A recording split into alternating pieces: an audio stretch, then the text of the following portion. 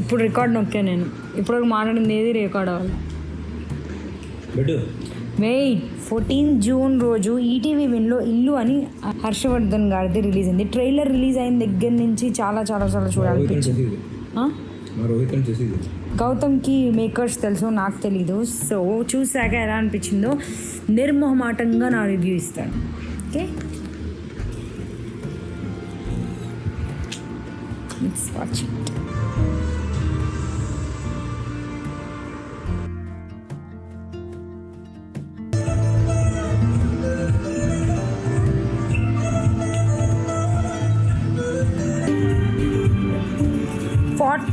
minutes ఎన్ని minutes రా? 45 minutes 58 seconds ఇలా అయిపోయింది.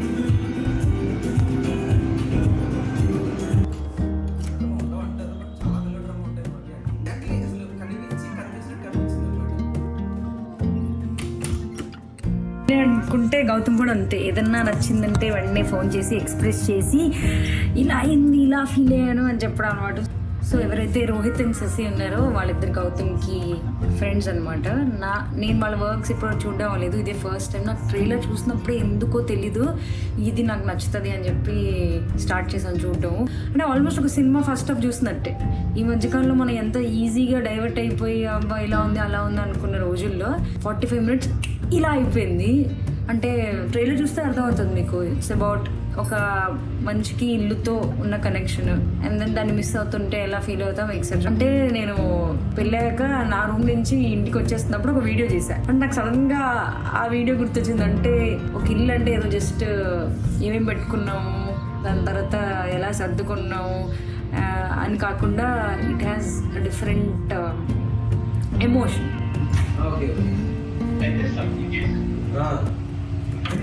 ఫోన్ ఇంకా మాట్లాడుతుంటే ఇంకొన్ని ఇంట్రెస్టింగ్ ఫ్యాక్ట్స్, ఒక ఈ పర్టికులర్ సీన్కి ఇన్స్పిరేషన్ ఏంటి అని షేర్ చేస్తుంటే విన్నా అనమాట.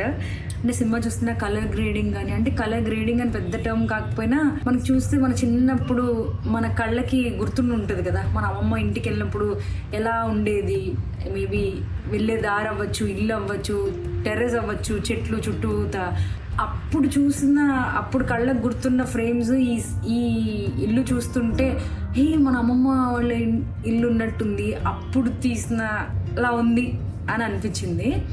ఇంకా ఫ్రేమ్స్ అయితే గౌతమ్ది ఫ్రేమ్స్ ఆఫ్ జూలై అని ఒక షార్ట్ ఫిల్మ్ ఉంటుంది.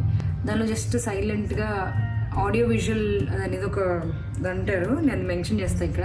యాక్చువల్లీ ఇది గుర్తొస్తుంది గౌతమ్ అంటే గుర్తురావడం కాదు, నాకు కూడా వీళ్ళ ఇన్స్పిరేషన్ అలాంటి ఇంట్రెస్టింగ్ ఫ్రేమ్స్ పెట్టడానికి. అంటే ఫెల్ట్ సో స్పెషల్. కాస్ట్ కూడా క్యారెక్టర్ హర్షవర్ధన్ గారు అయితే చాలా సినిమాలు చేశారు కదా, కానీ ఈ పర్ఫార్మెన్స్ చూసినంతసేపు ఎవరైనా మన పక్కన కూర్చొని మాట్లాడిందంటే అనిపించింది తప్పితే ఒక యాక్షన్ చెప్పి కట్ చెప్పి డైలాగ్స్ చెప్పించారని 1% కూడా అనిపించలేదు.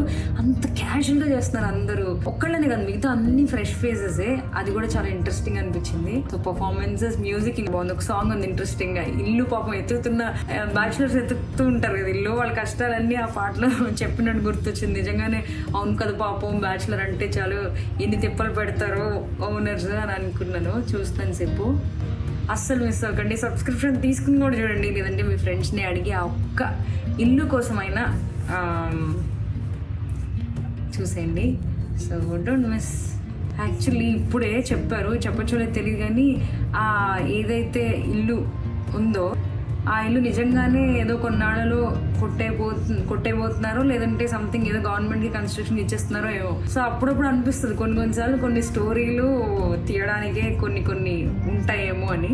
I really hope they don't do anything to that beautiful place. ఇష్టమైన కొన్ని సీన్స్ ఏంటంటే రిలేటెడ్ టు మొక్కలు. అంటే ఆయన ఇల్లు మారడానికి ట్రై చేసినప్పుడు మొక్కలు పెట్టుకోవడానికి స్పేస్ ఉండాలి, మొక్కలు పెట్టుకోవడానికి స్పేస్ ఉండాలి అన్నప్పుడల్లా పాజ్ చేసి చూడు గౌతమ్ అక్కడ కొబ్బరి చెట్టు పెంచుకుంటున్నారు, మొక్కలు చూసావా ఎన్ని ఉన్నాయో, ఇది అదే టాన్ చేస్తుండే. సో అంటే ఆ కనెక్షన్ కూడా చాలా బాగా నచ్చింది. ఒకళ్ళు ఇల్లు మారడానికి రూమ్ బాగుందా, బెడ్రూమ్ బాగుందా, వెంటిలేషన్ ఎక్సెట్రాతో పాటు మొక్కలు పెట్టుకోవడానికి స్పేస్ ఉందా అన్న ఐడియా ఆలోచించడం చాలా బాగా అనిపించింది నాకు.